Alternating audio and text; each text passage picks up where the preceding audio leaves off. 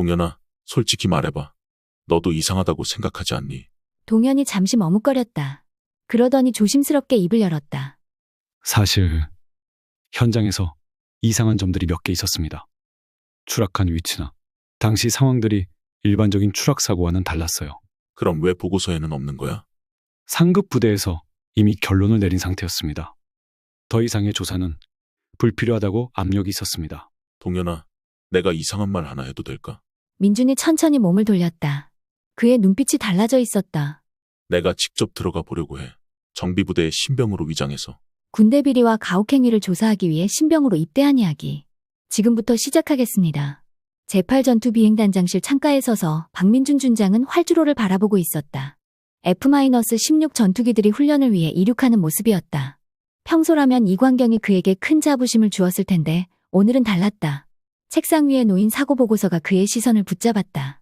지난 6개월간 쌓인 8건의 보고서였다. 모두 같은 결론이었다. 개인 부주의에 의한 사고. 하지만 민준의 가슴속에서는 뭔가가 계속 속삭이고 있었다. 이게 정말 우연일까? 30년간 공군에서 복무하면서 쌓은 직감이 경고음을 울리고 있었다. 문이 열리며 이동현 대령이 들어왔다. 그의 표정이 어두웠다. 단장님, 조성민 일병 사건 최종 조사 결과입니다. 민준은 보고서를 받아들었다. 손이 미세하게 떨렸다. 19살 어린 정비병이 경납고에서 추락해 목숨을 잃은 사건이었다. 그 아이의 얼굴이 자꾸만 머릿속에 떠올랐다. 결론은? 개인 부주의로 결론 났습니다. 야간 정비 중 안전수칙을 지키지 않아서. 동현의 목소리가 점점 작아졌다. 그도 이 결론에 확신이 없었던 것이다.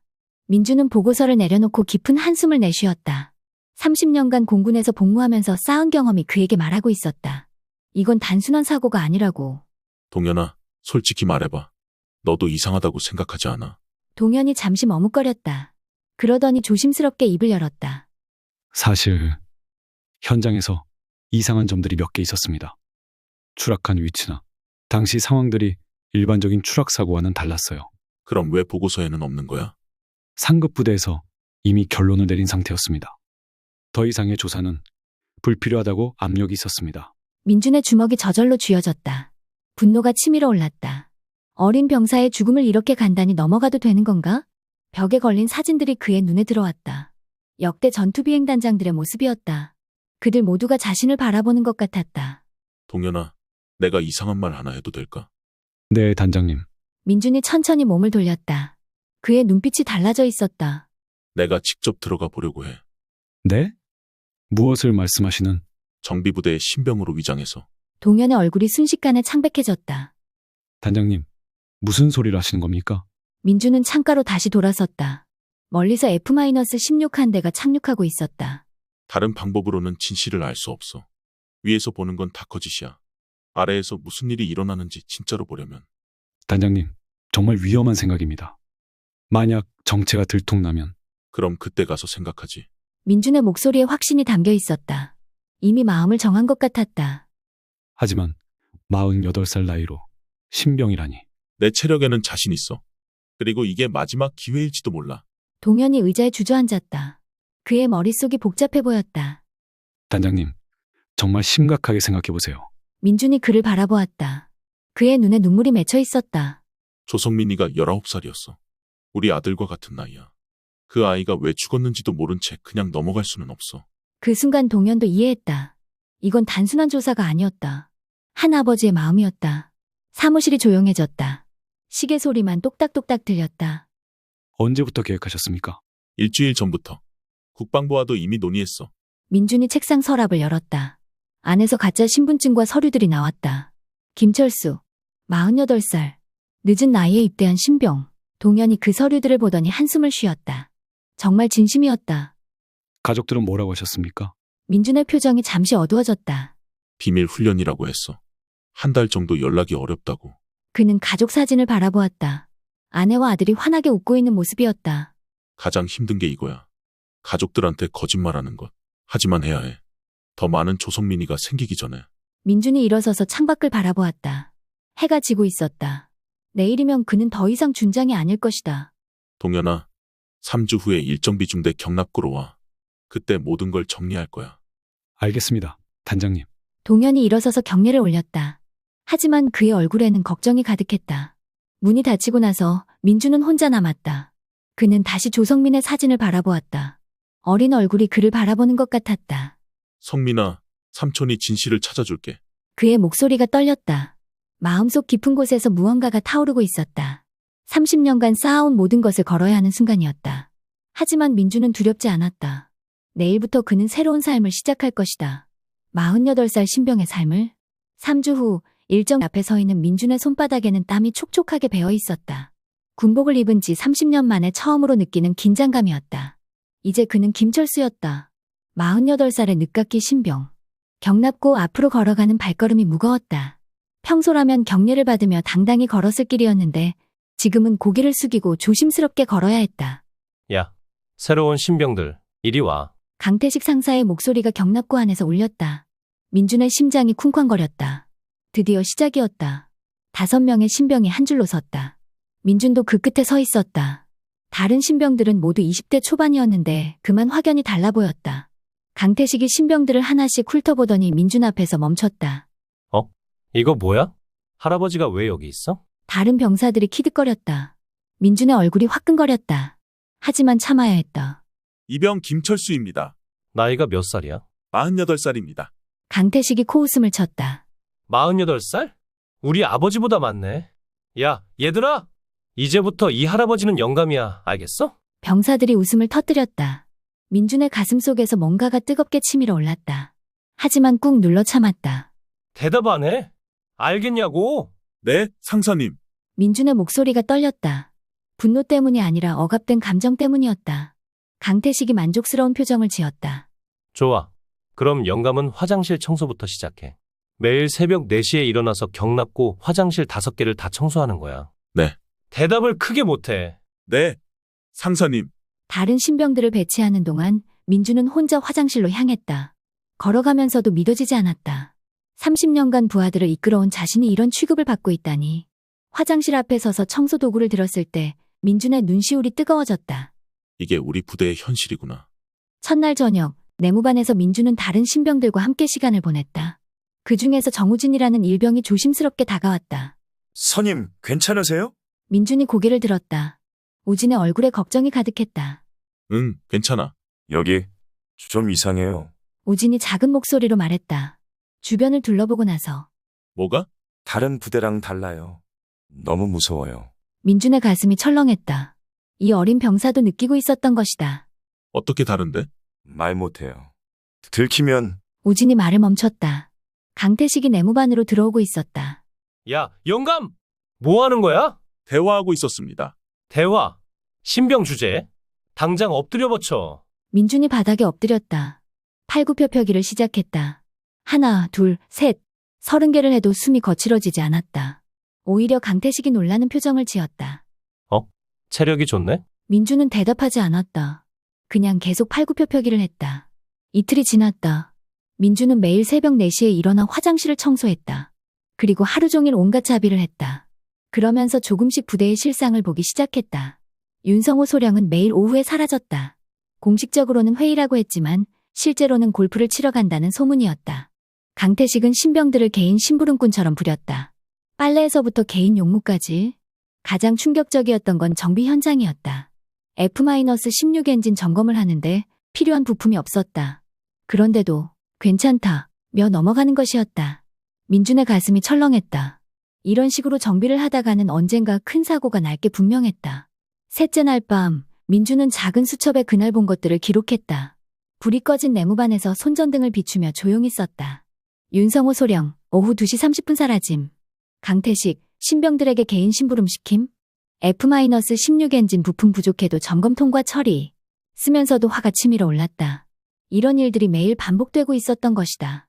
넷째 날 결정적인 순간이 왔다. 오후 훈련 시간에 우진이 F-16 엔진에서 이상한 소리가 난다고 보고했다.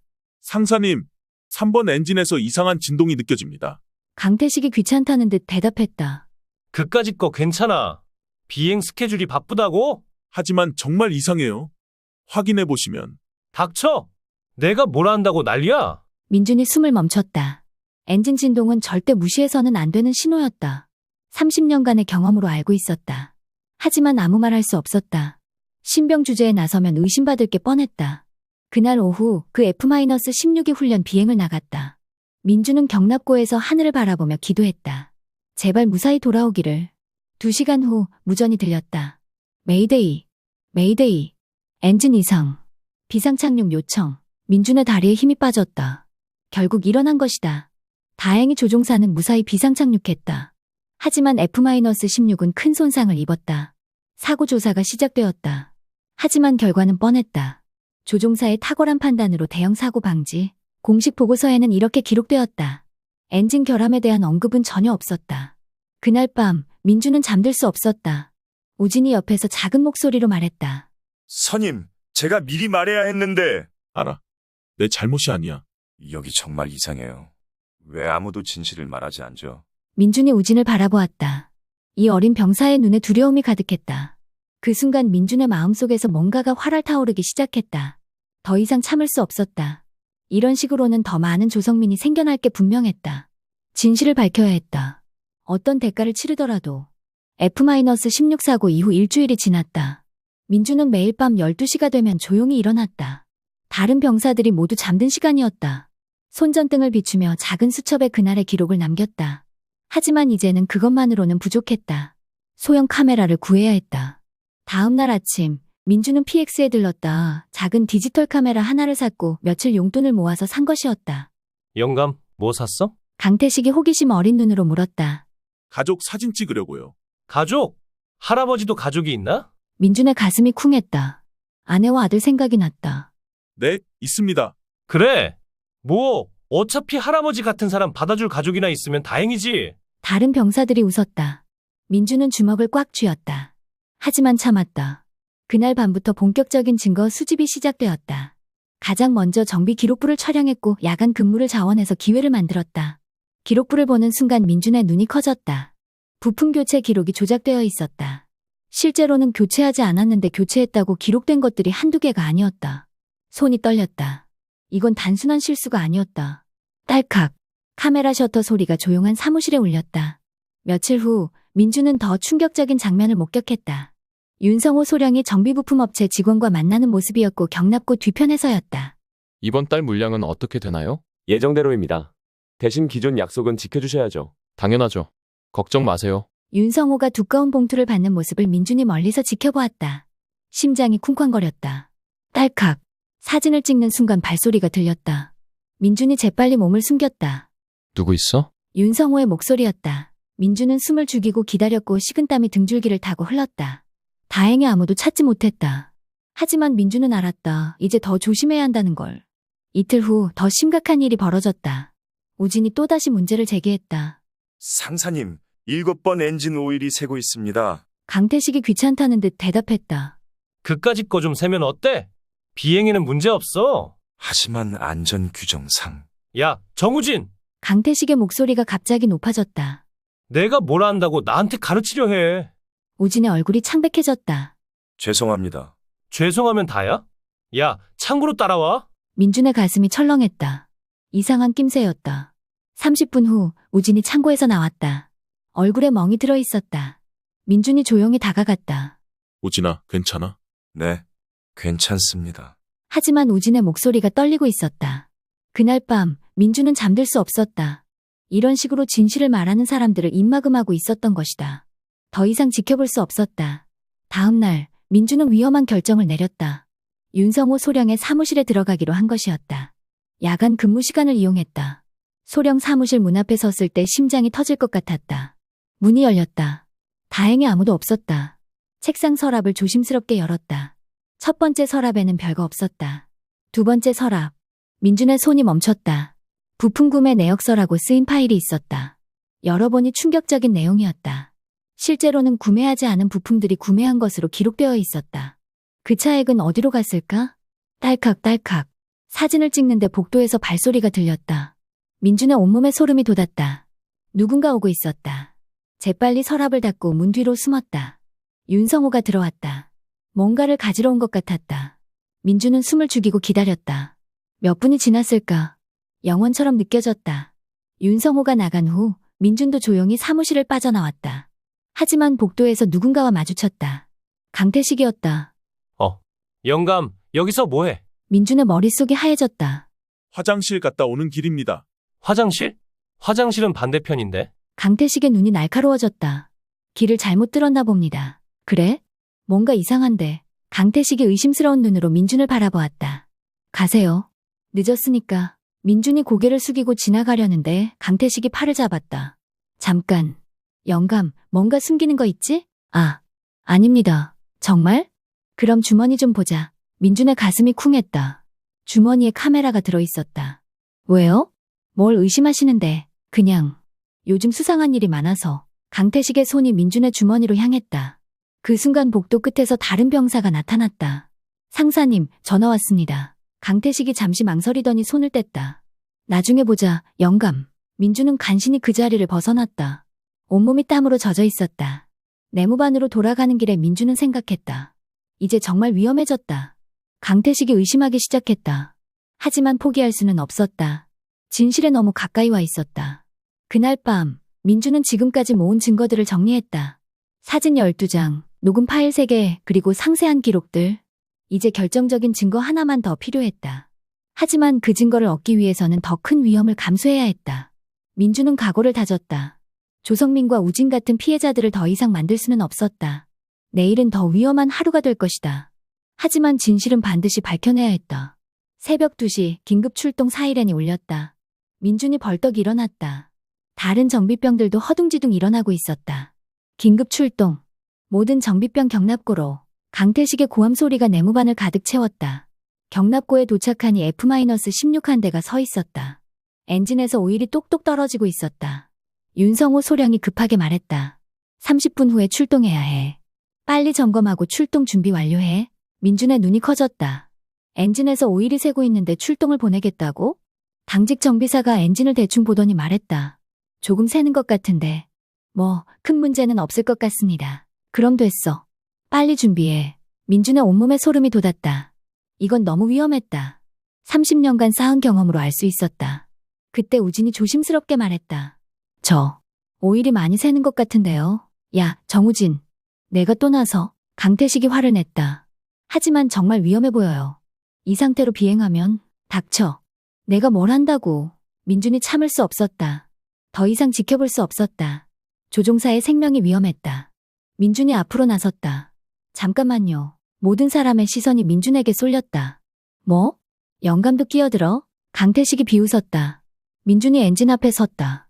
30년간의 경험이 그를 움직였다. 손으로 엔진을 만져보니 진동이 심상치 않았다. 오일 누출량도 위험 수준이었다. 이 엔진은 지금 당장 비행하면 안 됩니다. 뭐라고? 윤성호 소령이 놀라서 물었다. 민준이 엔진 커버를 열기 시작했다. 손놀림이 너무 익숙했다. 몇 분 만에 엔진 내부를 완전히 분해했다. 여기 봐요. 오일 펌프가 거의 다 망가졌어요. 그리고 이 베어링도 교체해야 해요. 모든 사람이 입을 다물고 바라보았다. 민준의 손놀림이 전문가 수준이었다. 아니, 전문가보다 더 뛰어났다. 이 상태로 비행하면 엔진이 공중에서 멈출 수 있어요. 조종사가 위험합니다. 정비사들이 서로를 바라보았다. 민준의 말이 맞았다. 윤성호 소령의 얼굴이 창백해졌다. 출동 취소? 다른 전투기로 대체해. 명령이 떨어졌다. 하지만 민준은 큰 실수를 했다는 걸 깨달았다. 신병이 보여줄 수 없는 실력을 보여버린 것이었다. 강태식이 민준을 노려보고 있었다. 의심의 눈빛이었다. 야, 영감. 너 정체가 뭐야? 무슨 말씀이세요? 신병이 어떻게 그런 실력을 가져? 다른 정비병들도 수군거리기 시작했다. 정말 이상해. 베테랑 정비사보다 더 잘하는데? 뭔가 숨기는 게 있는 것 같아. 민준의 심장이 빨리 뛰었다. 위험해졌다. 그날 하루 종일 강태식의 감시가 계속되었다. 우진이 조용히 다가왔다. 선임, 고마워요. 덕분에 큰일 날 뻔한 걸 막았어요. 괜찮아. 당연한 일이야. 하지만 이제 위험하지 않을까요? 상사님이 계속 의심하고 있어요. 우진의 말이 맞았다. 정말 위험해졌다. 그날 밤, 민준은 잠들 수 없었다. 이제 시간이 별로 남지 않았다. 곧 정체가 들통날 것 같았다. 마지막 증거를 확보해야 했다. 새벽 1시, 민준이 조용히 일어났다. 윤성호 소령의 컴퓨터에 접근해야 했다. 거기에 결정적인 증거가 있을 것이었다. 사무실 문을 열고 들어갔다. 컴퓨터를 켰다. 다행히 비밀번호가 걸려있지 않았다. 파일들을 뒤지기 시작했다. 있었다. 예산 사용 내역이라는 폴더였다. 열어보니 충격적인 내용이었다. 수억 원의 예산이 가짜 부품 구매로 사라져 있었다. 그 돈은 어디로 갔을까? 딸칵딸칵. 사진을 찍는데 뒤에서 소리가 났다. 뭐 하는 거야? 민준이 돌아보니 강태식이 서 있었다. 분노한 얼굴이었다. 화장실 가는 길에. 거짓말. 내가 뭔지 이제 알 것 같아. 강태식이 다른 병사들을 불렀다. 야들아. 여기 와봐. 스파이 잡았다. 몇 명의 병사가 달려왔다. 이 영감이 우리를 몰래 조사하고 있었어. 강태식이 민준의 주머니를 뒤졌다. 카메라가 나왔다. 봐라. 이게 뭐야? 사진들이 하나씩 확인되었다. 모든 증거 사진들이었다. 이 자식이 정말 스파이였어. 강태식이 주먹을 쥐었다. 누가 보냈어? 감사부. 아니면 기자? 민준이 침묵했다. 말 안 해? 그럼 맞아가면서 말해. 강태식의 주먹이 날아왔다. 민준이 순간적으로 피했다. 30년간의 훈련이 몸에 배어 있었다. 움직임이 왜 이래? 강태식이 더욱 의심했다. 다른 병사들도 달려들었다. 민준이 어쩔 수 없이 몸을 움직였다. 최소한의 힘만 써서 그들을 제압했다. 이거 완전히 전문가야. 절대 일반인이 아니야. 강태식이 소리쳤다. 당장 헌병대에 신고해. 민준이 격리되었다. 작은 창고에 갇혔다. 이제 정말 끝인 것 같았다. 하지만 민준에게는 마지막 카드가 있었다. 주머니 깊숙이 숨겨둔 비상통신기였다. 동현에게 메시지를 보냈다. 내일 새벽 5시. 일정 비중대 경납고. 모든 준비 완료. 이제 마지막 순간이었다. 30년간 준비해온 이 순간을. 진실이 드러나는 순간을. 새벽 5시 경납고에 모든 정비병들이 모였다. 민준은 2명의 병사에게 끌려 나왔다. 손목에는 끈이 묶여 있었다. 강태식이 모든 병사들 앞에서 큰 소리로 말했다. 이자가 우리 부대를 몰래 조사한 스파이입니다. 병사들이 웅성거렸다. 놀란 표정들이었다. 아마 기자이거나 감사부에서 보낸 사람일 겁니다. 윤성호 소령도 나와서 말했다. 이런 자는 엄벌에 처해야 합니다. 헌병대에 넘기겠습니다. 민준은 고개를 숙이고 있었다. 마지막 순간까지 연기를 계속해야 했다. 우진이 걱정스러운 눈으로 민준을 바라보았다. 다른 신병들도 불안해했다. 그때 경납고 입구에서 엔진 소리가 들렸다. 검은색 승용차 세대가 들어왔다. 강태식이 고개를 돌렸다. 누구야? 왜 허락도 없이. 차에서 동현 대령이 내렸다. 그 뒤로 여러 명의 감찰관들이 따라왔다. 윤성호 소령의 얼굴이 창백해졌다. 대령님, 무슨 일로 오셨습니까? 동현이 그를 무시하고 민준에게 다가왔다. 괜찮으십니까, 단장님? 그 한마디에 경납고가 완전히 조용해졌다. 모든 병사들의 눈이 커졌다. 믿을 수 없다는 표정이었다. 단장님? 강태식이 입을 벌린 채 서 있었다. 윤성호 소령은 그 자리에서 굳어버렸다. 민준이 천천히 고개를 들었다. 30년간 쌓아온 위험이 그의 눈빛에 담겨 있었다. 감찰관이 그의 손목을 풀어주었다. 다른 감찰관이 가져온 가방에서 준장 정복이 나왔다. 민준이 그 정복을 받아들고 천천히 입기 시작했다. 계급장이 달린 모습이 완전히 달라 보였다. 이제 아무도 그를 영감이라고 부를 수 없었다. 공군 준장 박민준입니다. 민준의 목소리가 경납고에 울렸다. 제8전투비행단장입니다. 마치 폭탄이 터진 것 같았다. 병사들이 서로를 바라보며 수군거렸다. 단장님이라고? 48살 신병이 준장님이었다고? 말이 안 돼. 강태식은 다리에 힘이 빠져 주저앉았다. 윤성호 소령은 온몸이 떨리고 있었다. 민준이 앞으로 걸어 나왔다. 지난 3주간 저는 이 부대의 실상을 직접 체험했습니다. 그의 목소리에 분노와 실망이 섞여 있었다. 부품 횡령, 안전점검 조작, 그리고 무엇보다 민준이 우진을 바라보았다. 진실을 말하는 병사들에 대한 폭력, 우진의 눈에 눈물이 맺혔다. 감찰관들이 윤성호 소령과 강태식에게 다가갔다. 체포영장입니다. 수갑이 채워졌다. 윤성호가 절망적인 목소리로 말했다. 이럴 수가 있나요? 당신들이 한 일을 생각해보세요. 민준의 목소리가 차갑게 떨렸다. 조성민 일병을 기억하시나요? 19살에 죽은 그 아이를. 윤성호의 얼굴이 더욱 창백해졌다. 그 아이의 죽음도 당신들의 부실 관리 때문이었어요. 민준이 모든 병사들을 바라보았다. 지금부터 일정 비중대는 완전히 바뀔 것입니다. 그의 목소리에 확신이 담겨 있었다. 안전이 최우선입니다. 그 다음이 모든 것입니다. 병사들이 고개를 끄덕였다. 그리고 더 이상 계급으로 사람을 무시하지 않을 것입니다. 민준이 우진에게 다가갔다. 정우진 일병. 네, 단장님. 우진이 바짝 긴장해서 대답했다. 용기 있게 진실을 말해줘서 고맙습니다. 민준이 우진의 어깨를 두드렸다. 당신 같은 병사가 있어서 우리 공군이 더 안전해질 수 있어요. 우진의 눈에서 눈물이 흘러내렸다. 처음으로 자신이 인정받는다고 느꼈다. 민준이 다른 병사들도 바라보았다.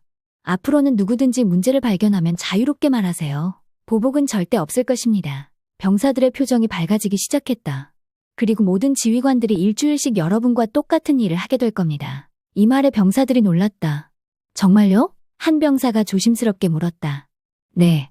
저부터 시작해서 모든 간부들이 현장을 직접 체험할 거예요. 민준의 얼굴에 미소가 번졌다. 우리는 모두 같은 공군입니다. 계급이 다를 뿐이죠. 6개월이 지났다. 제8전투비행단은 완전히 달라졌다. 항공기 사고는 한 건도 없었다. 정비 실수도 거의 사라졌다. 병사들의 얼굴에는 활기가 넘쳤다. 우진은 이제 상병이 되어 후배들을 잘 가르치고 있었다. 민주는 자신의 사무실에서 활주로를 바라보고 있었다. F-16들이 안전하게 이착륙하는 모습이었다. 동현이 들어와서 말했다. 단장님, 국방부에서 다른 부대들도 같은 프로그램을 도입하고 싶다고 합니다. 좋은 일이네요. 민준이 미소를 지었다. 조성민이 같은 일이 다시는 없어야죠. 벽에 걸린 사진을 바라보았다. 조성민의 사진이었다. 조성민아, 삼촌이 약속 지켰어. 민준의 목소리가 조용히 울렸다. 창밖으로 우진이 후배들에게 뭔가를 가르치는 모습이 보였다. 조종사의 생명은 정비사의 손에 달려 있습니다. 우진의 목소리가 들렸다. 민준이 늘 말하던 그 말이었다. 민준의 가슴이 따뜻해졌다. 변화는 이미 시작되었다. 한 사람의 용기가 만들어낸 변화였다. 그리고 그 변화는 계속 퍼져나갈 것이었다. 더 안전하고 더 인간적인 군대를 만들어가면서 진실을 찾기 위한 긴 여행이 끝났다. 하지만 더 나은 미래를 만들어가는 새로운 여행이 이제 막 시작되었다.